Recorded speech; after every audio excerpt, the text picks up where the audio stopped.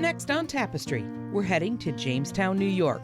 We visit a hidden gem, the Roger Tory Peterson Institute, where one 11-year-old boy's encounter with a golden-winged flicker helped launch a global movement. There are now 100 million people in the United States alone who consider themselves birders. That's 1 out of every 3 people. Then we head to the National Comedy Center, where a program called One Laugh at a Time proves that humor can help reconnect those living with memory loss to the people who love and care for them. In speaking with his family, this was as much about the impact on Mitch as a caregiver as it was about the impact on Susan. We visit Forest Acres Farm, where wellness coach Dina Garfield helps young people manage their stress with a little help from some wise and gentle horses. You'll find that the horse, once it feels safe, will automatically and naturally get curious and come in for the connection. That's up next on Tapestry, right after this.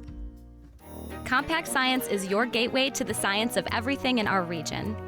Join host Sarah Jane Gomlick-Green and investigate the geology of Niagara Falls, discover the chemistry in sponge candy, and learn how density affects lake effect snow. Watch Compact Science on the Buffalo Toronto Public Media YouTube channel. From in-depth reporting to musical masterpieces, dramas, and mysteries to local bands, Buffalo Toronto Public Media delivers it all. Stay informed, be inspired, and join us. This is Public Media. Welcome to Tapestry. I'm your host, Lynn Bader. Today we begin our journey in Jamestown, New York, at a place where one man's spark of inspiration became a worldwide movement. Roger was famous, of course, for the field guides, and that's what most everyone thinks about. Yes. But he actually went to art school in New York City for 5.5 years, and he strove to be a fine artist. So he had chops. The Roger Tory Peterson Institute is where art and local history meets environmental stewardship. So when you come in, it's actually laid out like a Greek temple, so you sort of have built into the bones, the DNA, this sanctuary-like feel. Secondarily, a little more apparent is the fact of the influence of 19th century National Park Service lodges. Yep, you get I all see the that. beautiful wood. And then We sat down with the CEO, Arthur Pearson, to talk about Roger Tory Peterson's impact on birding. there are now 100 million people in the United States alone who consider themselves birders. That's 1 out of every 3 people. And so 90 years ago, last year, he came out with the first field guide. Today, there are just so many people excited to be birding, and Roger was really the spark that got that whole movement going. Can you talk about Roger's connection to Jamestown and a little bit more about Roger himself? Sure. Well, Roger was born and raised right here. So he was a working class kid who, from a very young age, just was crazy go nuts for nature. Actually, his first passion wasn't birds, it was moths.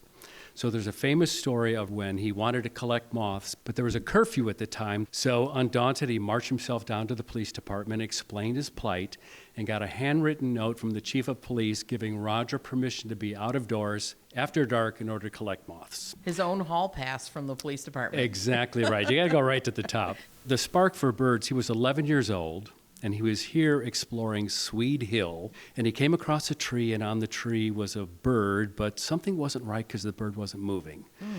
And then it was also a northern flicker. And he creeps up as quietly as he can, and he reaches out his finger and actually touches the bird. When the bird, startled, flew away in this burst of golden wing beats, that 11-year-old kid just stared up at this golden angel of a bird, and he said from that moment he was hooked on birds for the rest of his life. There's actually a phrase for it, isn't there? There is. It is called a spark bird experience. Oh. So we are the supporters of something called the Spark Bird Project, which is gathering stories from people all over the country about what your spark bird experience was, and we're learning more about this so that we can help amplify that experience for people here at RTPI. What sets Roger Tory Peterson's work apart from other artists or other naturalists, in your opinion? It's interesting to me because you would think that a kid who had a spark bird experience like Roger would go on to study ornithology, and that would be his way of really getting into the birding world. When it came time to choose a career rather than ornithology, he announced to his parents he's going to move to New York City and study to be a fine artist. After studying for 5.5 years, he ultimately combined his passion for birds and art to create something that the world didn't have and he thought would be important. So he came up with this new thing of illustrating birds in a very schematic fashion to really accentuate the patterns, and then to have arrows pointing at the salient features. So if you only had a few seconds to try to identify a bird. From a distance. Exactly. Look for this, look for that, boom, boom, boom, you got it. Clear signs, kingfisher. Exactly right. Yeah. Putting together this original field guide, 1934, the height of the Great Depression. The first run of 2,000 copies, however, sold out in 1 week. And then it went through 3 additional printings in the first year alone. And since that time, over the course of several different editions, it sold upwards of 15 million copies worldwide. Wow. Roger was famous for doing these illustrations in a way that made identification very easy to do. But studying to be a fine artist, he also had another side to him, which was doing fully realized what we would call his Audubon-esque paintings. Audubon-esque. He was often compared to Audubon, and people would say, I really love your stuff. It's really great. You're like the next Audubon. And he said, actually, no, I'm the first Peterson. Talk to me about the impact that his work has had on, I'll say, everyday people like you and me and our connection to nature. We were amassing this huge data set, but then you submit that data into a central system, and all of a sudden you have a massive data set which helps the world track the health of birds, the status of birds, where they're doing well, where they aren't doing well, and that in turn then helps decision makers, policy makers to think about where best to allocate resources to protect and steward the birds that we love. Part of the legacy that we really try to champion here at RTPI is the fact that art is a powerful tool and a unique tool to help us learn and become acquainted with things in a different kind of way. We can have artists discoursing and examining the issue of climate change or pollution or plastics in the ocean and all different kinds of things. Any environmental impacts that are happening. Exactly right. They draw us into, number one, a deeper appreciation of the beauty of the natural world, but they're also really adept and really good at raising awareness of the critical conservation challenges of our time. And hopefully, if we're really doing our job well, they're going to start to inspire us and future generations to the solutions that we need to address those problems. Peterson once said that the more you know about a bird, the more you care about it.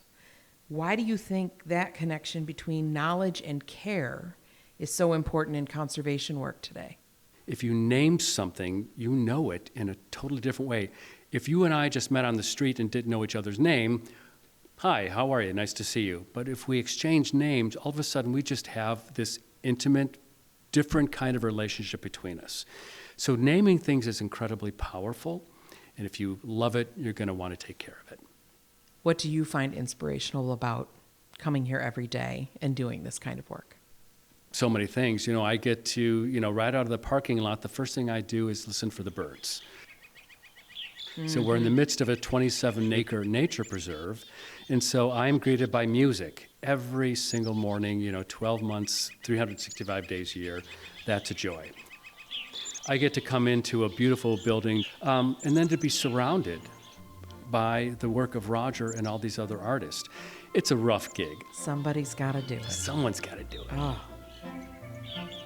There's more Tapestry coming up from Jamestown, including a visit to the National Comedy Center, where comedy and nostalgia come together in their Memory Café program to foster connection and community. That's up next, right after this snapshot of Jamestown history. Jamestown is a place you might not expect to have once worn the crown of the furniture capital of the world. But back in the early 1900s, Jamestown was booming. At its peak, this little city had over 40 furniture factories. Jamestown had the perfect combo: forests full of hardwoods and a community of immigrant craftsmen, especially from Scandinavia, who knew their way around wood like nobody else. The Jamestown Lounge Company was known for producing high-quality furniture, earning the nickname the Cadillac of the industry. Art Metal was another big name. They produced sleek steel office furniture that filled classrooms and corporate buildings across the country. And then there were firms like Sheldon Chair and Union National that turned out finely crafted dining sets and bedroom furniture. Every piece made by hand, true artistry in every joint, cushion, and wood grain. Today, the industry is a fraction of what it once was, but you can still feel the legacy and vintage pieces that have stood the test of time.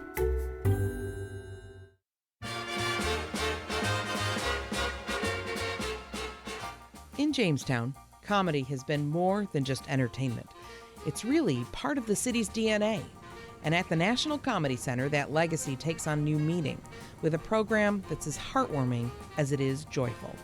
One Laugh at a Time is a memory cafe that opens the doors of the museum to individuals living with Alzheimer's and other forms of memory loss, along with their loved ones. This is your laugh band. Okay. At the National Comedy Center. Okay. We celebrate art, which is subjective.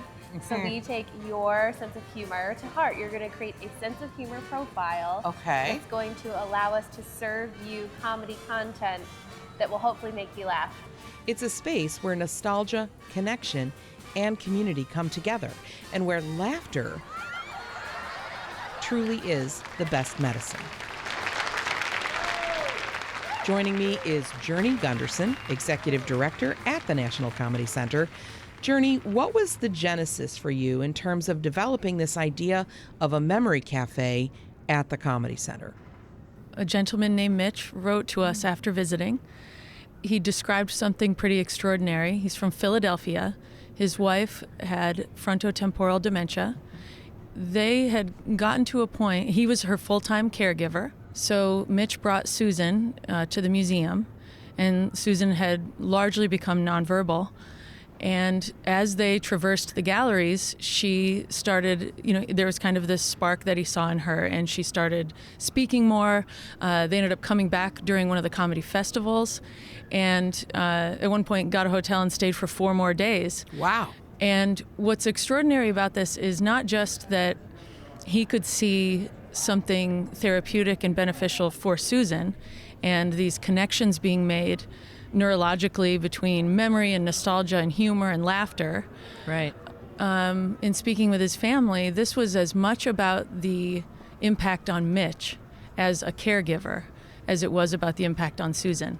What is it between nostalgia, comedy, and memory that feels like this perfect marriage of ideas? Because we are this museum that covers the pantheon of comedy, right. Going back pre-Marx Brothers through today, we see something wash over people, that nostalgia for appointment television, when people gathered together in one living room to watch one thing at one time and laugh together at the punchline at the same moment. A great example of that is that we have this immersive theater experience that takes people down a trip down memory lane for the 30 years of The Tonight Show with Johnny Carson. We see that people who are everyday visitors, as well as people participating in the Memory Cafe, laughing at these memories they have of Johnny Carson over the course of 30 years, but also being introduced to some of the most well-known stand-ups in our comedy consciousness. On the Carson show. Yeah, on the Carson show. Right. So when we have these anecdotal experiences, beyond the story of Mitch and Susan that I told you, we've heard from people who are caregivers who said, it's a challenge to address what we will have for lunch. It's a challenge to get dressed in the morning and tie shoes and do these seemingly basic tasks. Okay. And yet those same patients are laughing at really cerebral jokes. I'm told that the part of the brain that contains sense of humor is close to the part of the brain that contains memory. So I think the idea that the Comedy Center became a memory cafe is just kind of perfect. Is awesome. Talk to me about what the program looks like on a Monday morning. The program starts at 10. We greet you. We help you get started with the sense of humor profile. It's like your own personal comedy algorithm. That's right. That's Got it. right. Okay. And that helps guide your experience. And then our staff is also there to make suggestions based on the status of the people who are walking through the doors and what their needs are. There are many places throughout the museum where you can just sit and rest comfortably. So if physically moving around much is a challenge, there's the movie house, there's what we call the world's largest living room, there are the theater experiences. One of the things that we saw in the Memory Cafe that was popular is the prop table. It's so tactile and so simple. And it might be a rubber chicken, it might be a tomato, it might be chattering teeth, a seltzer bottle, and you can just grab the object, set it on a table, and then it takes you through the use of that prop throughout comedy history. So people are seeing old Buster Keaton clips, Charlie Chaplin clips, but also things from The Simpsons and Saturday Night Live and recent television. There is a gathering moment in the Memory Café. So about an hour into it, at around 11, people can gather in the Comedy Karaoke Cafe for refreshments and snacks. And that is intended to create a sense of community. Yes. Or just feeling not alone in your day, in your day-to-day hardship. That's what the gathering moment of the day is. And that's where members of our staff address the group. We've done archival presentations, showing some of the archives from the show The Golden Girls. So we've done little deep dives. You say that the Memory Cafe, first Monday of every month, is free, both for a person who is dealing with memory loss, but also their caregiver. How are you able to make it free? I'm glad you asked that. So again, once we anecdotally started to hear from people coming out of the woodwork, and one story would circulate through the staff, and then another staff person would say, "Oh, I heard the same thing from these folks who have come through." And you're like, "There's a there there." Yeah. So we're like, "What do we do with this information?" Right. So we started to try to conceive of programmatic initiatives around it. How can we make sure people know this is possible? And then learned that there is funding from the Wilson Foundation, the Ralph Wilson Foundation, that supports caregivers in general, but specifically the launch operationally of a memory cafe. So we applied through that program and received a grant that involved training. Our chief operations officer had a personal experience where she had become a caregiver to 3 aging adults in her life while working full-time, and she has children of her own. So this was very personal for her, and she really took the wheel and engaged in all of the training and then trained the staff. And this is about making sure that populations that are experiencing this know that they're welcomed. It's a judgment-free zone.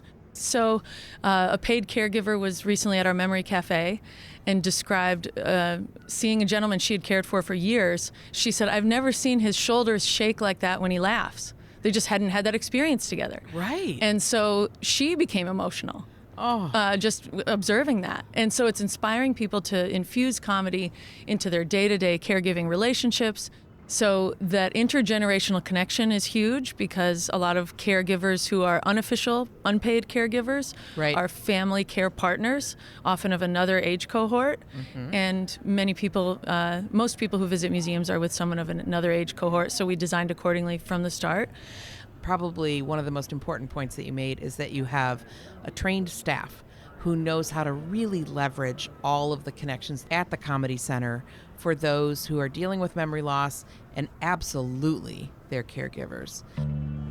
Journey, thank you so much for spending some time with us today and letting us know about this incredible program. No matter where you live in Western New York, this one's worth the trip. There's more Tapestry coming up from Jamestown, including a visit with wellness instructor Dina Garfield, who through horses help youth regulate their stress. We'll be right back. Welcome back to Tapestry.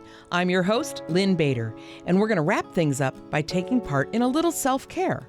Engaging in yoga or mindfulness can benefit your overall health. But when we breathe in through our nose, and we put our hands on our bellies, and feel it blowing up like a balloon when we breathe in through our nose.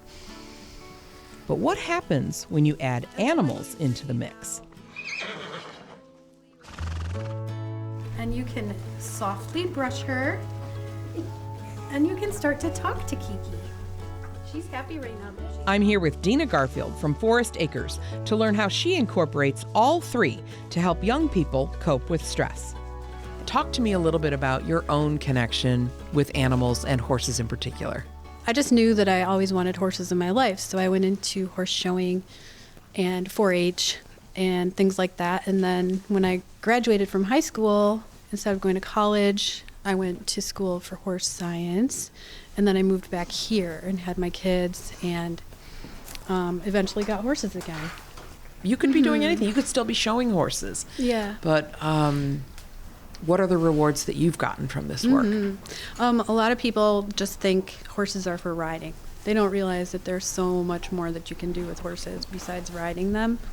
As a yoga instructor and a horse lover, it just gives me a feeling of purpose, that I'm living in my purpose, being able to do this with them. What is it about horses that makes them the perfect animal for this kind of practice?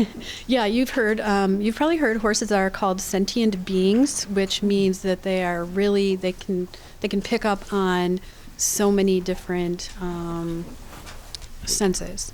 Their senses are heightened because they're prey animals, and out in the wild they have to rely on those senses to stay alive, to survive. Their hooves are full of nerve endings, and they're concave, so even their hooves can they can detect like a vibration miles away on the ground. Really?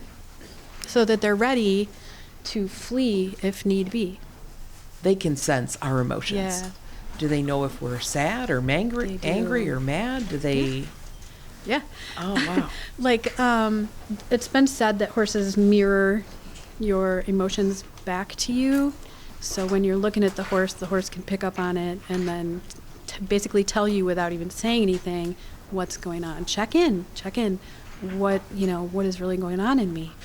What I find a little bit interesting is the practice of prepping yourself to be ready to accept that horse. When you're working with young people, the benefit of getting yourself into that space or getting a young person into that space, it's helping the horse, but what's it doing for them? It really helps them become present and learn a tool, like learn a strategy that they can use to maybe handle stress or something that's coming at them. We talk about the benefit of having a dog or a cat or a pet, and that bond that can happen between the human and the animal world. But I wonder, a horse is a very, very large animal, and a lot of times young people have a natural fear of very, very large animals. So when you start to work with a young person, what's your approach? For the fear that might be in that young person. Yeah, you always first want to assess the safety of the situation, and then the kids might be excited, maybe a little enthusiastic, and so it's good to like get them to just come down a little bit, quietly, just take it all in. Why is it important for young people to have access to this kind of experience? It goes back to when my kids were little, and the way I grew up. I was blessed to grow up in nature with a mom and dad that encouraged me to be creative, and we lived in nature. I was out barefoot, picking berries, and I feel like kids nowadays are kind of detached from nature.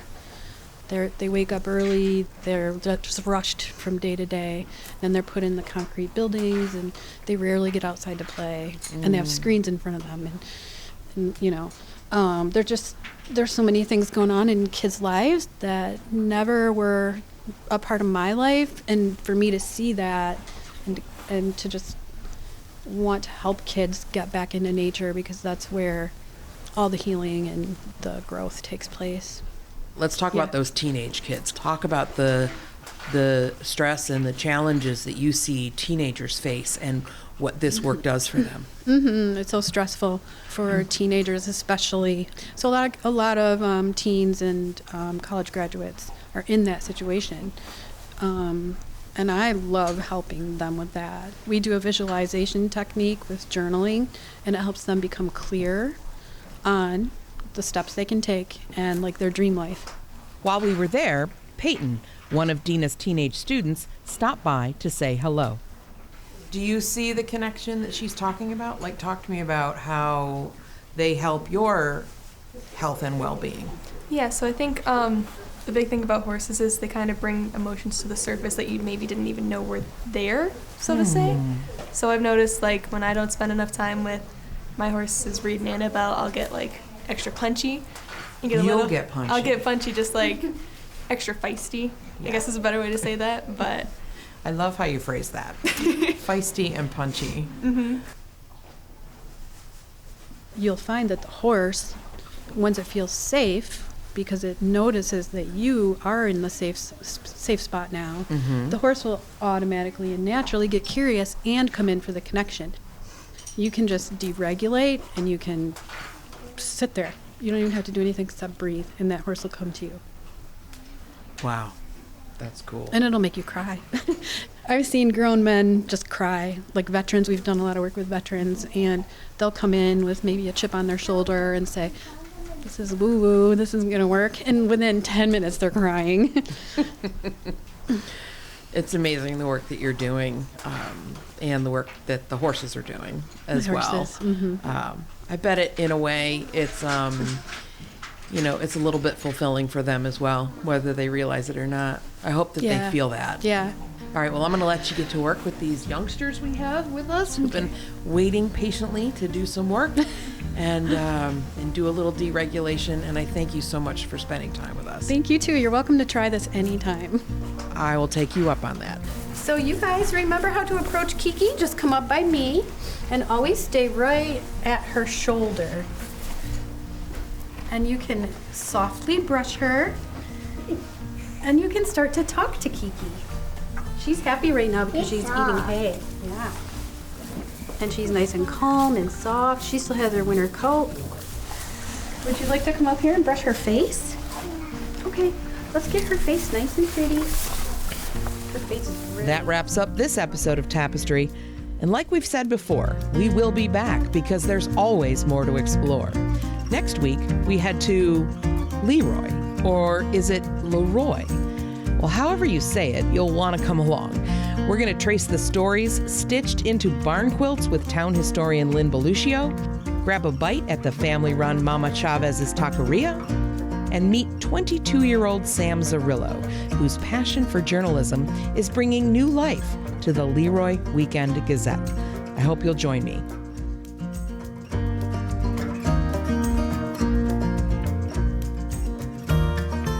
Tapestry is a production of Buffalo Toronto Public Media. You can listen to all of our episodes at btpm.org or wherever you get your podcasts. I'm your host, Lynn Bader. Thanks for listening.